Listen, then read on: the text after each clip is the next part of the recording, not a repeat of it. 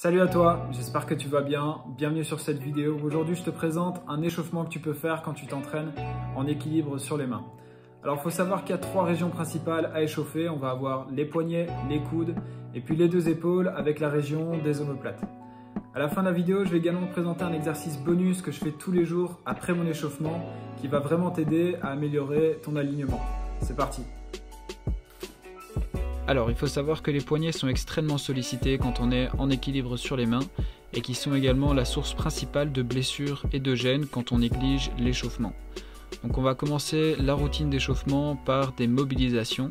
Vous pouvez faire 10 répétitions pour chaque exercice que vous voyez. Donc on commence la routine par des petits cercles, donc 10 répétitions dans un sens et puis dans l'autre.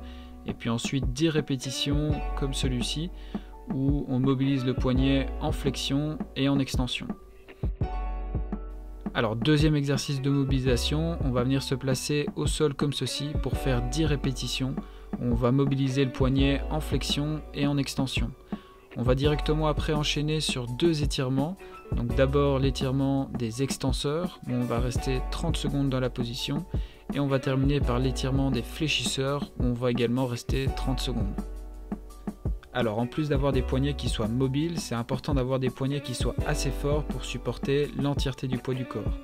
Donc après les exercices de mobilisation et les étirements, on va enchaîner directement sur 3 exercices actifs. Un exercice qui travaille plutôt le mouvement de flexion du poignet, un exercice qui travaille plutôt le mouvement d'extension du poignet et un dernier exercice qui travaille plutôt les mouvements d'inclinaison. Donc pour les 3 exercices, vous pouvez faire 10 répétitions en vous assurant d'avoir les bras le plus tendus possible.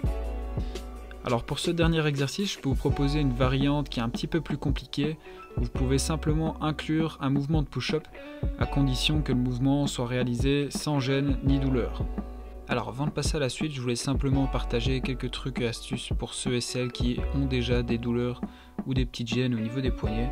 Donc première astuce très simple, c'est de simplement faire tous les exercices actifs que vous venez de voir contre le mur parce que ça exerce beaucoup moins de pression au niveau des poignets. Ensuite, ce que vous pouvez faire, c'est simplement acheter des petites protections pour les poignets que vous pouvez trouver facilement sur internet, ou alors faire tous vos exercices d'équilibre sur des petites barres parallèles parce qu'encore une fois, c'est moins contraignant pour les poignets. Dernière astuce, c'est de simplement répéter cette routine de mobilisation et d'exercice pour les poignets après votre entraînement en guise de retour au calme, et je vous conseille également de faire cette routine même les jours où vous ne vous entraînez pas. Donc les coudes sont quand même moins source de blessures et de douleurs que les poignets. On va passer moins de temps dessus, mais c'est quand même important à s'assurer qu'ils soient bien mobiles.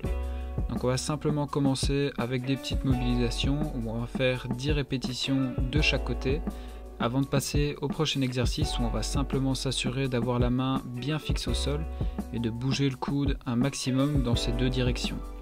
Même chose que pour l'exercice précédent, vous pouvez faire 10 répétitions de chaque côté. Alors dernier point de notre entraînement, qui est un point très important, ça va être d'échauffer la région des épaules et des omoplates. Alors concernant les épaules, c'est très important qu'elles soient bien mobiles quand on s'entraîne en équilibre sur les mains. Je vous mets le lien dans la description, j'ai fait 2 vidéos par rapport à ça sur la mobilisation et l'étirement des épaules.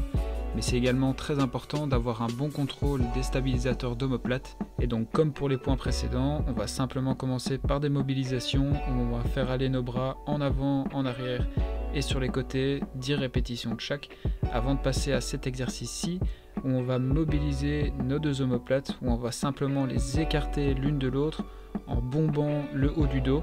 Et il faut faire attention à bien garder les mains fixes au sol et les coudes bien tendus. Commencez par le réaliser sur les genoux et si vous maîtrisez et comprenez bien le mouvement, vous pouvez passer en position pompage. Même chose que pour les exercices précédents, vous pouvez faire 10 répétitions en amplitude complète. Alors voilà les 2 derniers exercices de la routine d'échauffement où le premier, il faut faire attention à garder les épaules bien fixes, donc faire attention à ce qu'elles ne reculent ou n'avancent pas trop. Et si vous le réalisez bien, vous devez vraiment sentir que ça travaille au niveau de la région haute du dos. Dernier exercice qui cible ici principalement les épaules, où vous commencez en position de pompage et vous essayez de vous rapprocher le plus possible de vos pieds en gardant les bras bien tendus. Donc comme pour tous les exercices, vous pouvez faire 10 répétitions pour ces deux derniers. Et j'avais dit que je terminais la routine d'échauffement par un exercice bonus que je fais encore réellement tous les jours à l'heure d'aujourd'hui avant mes entraînements. Donc vous pouvez passer 1 à 2 minutes sur cet exercice-ci à faire des répétitions. Il est vraiment top parce qu'il respecte vraiment tous les points alignés quand on est en équilibre sur nos mains. Voilà, j'espère que cette vidéo aura été utile pour toi. En attendant, je te souhaite une bonne journée, une bonne soirée. Ciao!